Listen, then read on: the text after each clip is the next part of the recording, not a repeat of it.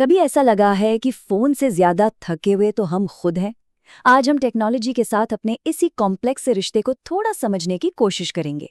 एक ऐसी टेक्नोलॉजी जो अब हमारी जिंदगी का एक जरूरी हिस्सा बन चुकी है। तो चलिए इसी बारे में आज बात करते हैं। जरा इस बेचारे थके हुए स्मार्टफोन को देखिए। इसकी आंखों में जो थकान है, जो बेबसी है, कुछ जानी पहचानी सी लग रही है। शायद ये सिर्फ एक मशीन की कहानी नहीं है, बल्कि हम सबकी कहानी है जो रोज इस डिजिटल दुनिया की दौड़ में भाग रहे हैं। बस एक पल के लिए सोचिए, अगर ये फोन बोल पाता तो क्या कहता? इसकी ये खामोशी ही हमें उस प्रेशर के बारे में सब कुछ बता रही है। वो प्रेशर जो हर वक्त ऑनलाइन रहने, हर मैसेज का तुरंत जवाब देने और हर अपडेट पर नजर रखने से आता है। और जरा इस घड़ी पर भी नजर डालिए, सुबह के 2:23। ये वो वक्त है जब शरीर और दिमाग को आराम चाहिए होता है, लेकिन हमारी आंखें और उंगलियां वो तो स्क्रीन पर ही जमी हुई हैं। ये टेक्नोलॉजी कहीं ना कहीं हमारी नींद और आराम के जो नेचुरल साइकिल है उसे तोड़ रही है। फोन में लगी ये जो उलझी हुई तारें हैं ना, ये सिर्फ चार्जिंग केबल नहीं है। असल में ये उन अनगिनत नोटिफिकेशंस, उन मैसेजेस और अलर्ट्स का जाल है जो हमें 24 घंटे इस डिवाइस से बांध कर रखते हैं। एक ऐसा जाल जिसे तोड़ना बहुत मुश्किल लगता है। अच्छा, ये तो हुई एक तस्वीर की बात, पर ये तस्वीर जिस असली प्रॉब्लम की तरफ इशारा कर रही है उसे कहते हैं डिजिटल बर्नआउट। ये एक ऐसी हकीकत है जिसे आज दुनिया में करोड़ों लोग महसूस कर रहे हैं, भले ही उन्हें इसका नाम पता हो या न हो। तो आखिर ये डिजिटल बर्नआउट है क्या? देखिए, आसान भाषा में कहें तो ये वो गहरी मेंटल और फिजिकल थकावट है जो हमें लगातार स्क्रीन से चिपके रहने और डिजिटल दुनिया में खोए रहने की कीमत के तौर पर चुकानी पड़ती है। और इसके लक्षण क्या हैं? हर वक्त दिमागी तौर पर थका हुआ महसूस करना, इंटरनेट न हो तो बेचैनी होना, और ये फीलिंग कि आप कभी भी स्विच ऑफ नहीं हो सकते।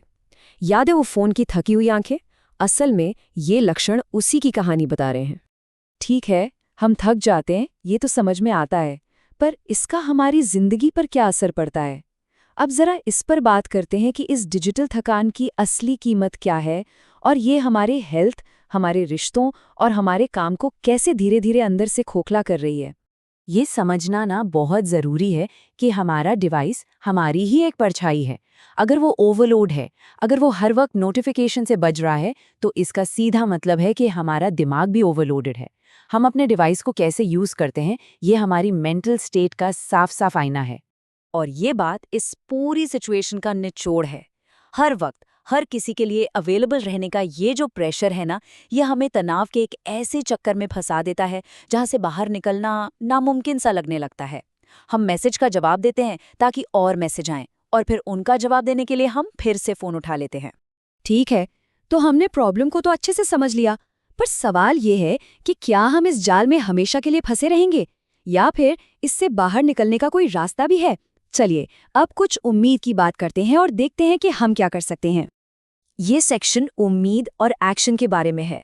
यहाँ हम कुछ उन तरीकों पर बात करेंगे जिनसे हम टेक्नोलॉजी के साथ एक हेल्दी रिश्ता बना सकते हैं और अपनी जिंदगी का कंट्रोल और अपना सुकून वापस पा सकते हैं। और देखिए, शुरुआत छोटे छोटे लेकिन बहुत असरदार कदमों से की जा सकती है। सबसे पहले तो अपने फ़ोन के उन सभी नोटिफिकेशंस को बंद कर दें जो गैर ज़रूरी हैं। फिर हर दिन कुछ वक्त तय करें जब कोई स्क्रीन सामने नहीं होगी, चाहे वो बस 15 मिनट की वॉक ही क्यों ना हो। और घर में एक नो फोन जोन बनाइए, जैसे कि डाइनिंग टेबल पर खाना खाते वक्त फ़ोन का इस्तेमाल बिल्कुल नहीं करना। और ये बात याद रखना बहुत ज़रूरी है, यहाँ मकसद टेक्नोलॉजी से भागना बिल्कुल नहीं है, बल्कि उसे समझदारी से इस्तेमाल करना है। हमें ये तय करना है कि हम टेक्नोलॉजी का इस्तेमाल करेंगे, ना कि टेक्नोलॉजी हमारा इस्तेमाल करेगी। कनेक्शन ज़रूरी है, पर माइंडफुल कनेक्शन। तो चलिए अब इस पूरी बातचीत को समेटते हैं। हम वापस वहीं चलते हैं जहां से हमने शुरुआत की थी, और इस सफ़र के सबसे बड़े सबक को समझते हैं जो उस थके हुए फ़ोन की तस्वीर में ही छिपा है। तो अंत में बात सिर्फ फ़ोन की बैटरी चार्ज करने की नहीं है। असली चुनौती खुद को रिचार्ज करने की है। ये लड़ाई टेक्नोलॉजी के खिलाफ नहीं है, बल्कि अपने सुकून और अपनी शांति को वापस पाने के लिए है। लक्ष्य फ़ोन को अनप्लग करना नहीं, बल्कि अपने अंदर की आवाज़ से, खुद से फिर से जुड़ना है। तो क्या हम इन उलझे हुए तारों को सुलझाने के लिए तैयार हैं?